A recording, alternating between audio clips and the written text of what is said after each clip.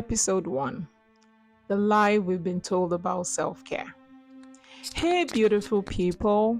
Welcome to Who Takes Care of Me, the podcast where we get real about self-care, healing, and creating a space for yourself without guilt. I'm Coach Yudi, your grief coach and guide on this journey. If you're a widow or a single parent, I see you. I know you're carrying so much, and I know that somewhere in the middle of handling everything, your kids, your job, your home, your grief, you probably forgot about you. But today, we're flipping the script. We're talking about the biggest lie we've been told about self-care. And I'm going to show you why taking care of yourself is not selfish, it's survival. So, let's get into it. Why do we feel guilty about self-care? Let me ask you something. When was the last time you did something just for you without feeling bad about it? Not for the kids, not for work, not to check off another thing on your list, but just something that made you feel good. If that question made you pause, you are not alone. Too many of us, especially Black women, have been raised to believe that self-care is selfish, that putting ourselves first means neglecting our responsibilities, that if we take a break, we're lazy. Let me tell you something right now. This is a lie. And today, we're unlearning it. Let's dive in. Building the body. Why self-care is survival and not just luxury. Let's start with the truth.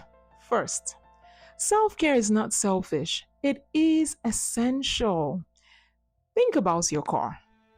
If you drive it every day, ignore the oil changes, never stop for gas, and keep pushing it to the limit, what happens?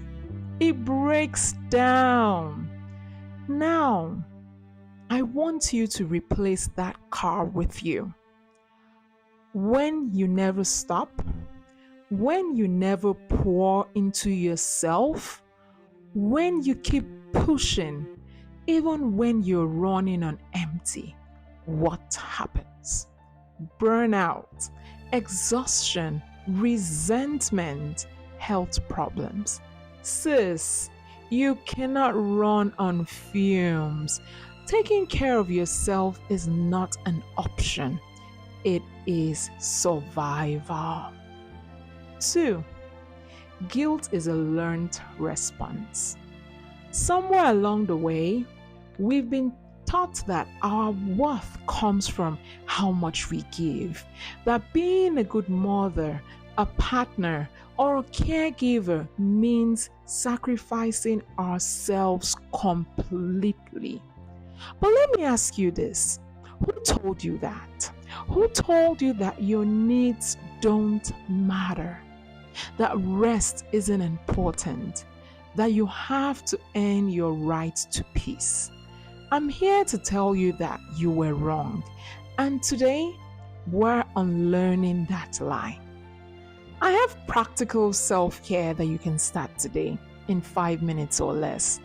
Now I know what you're thinking. Okay, that sounds nice, but I don't have time for self-care.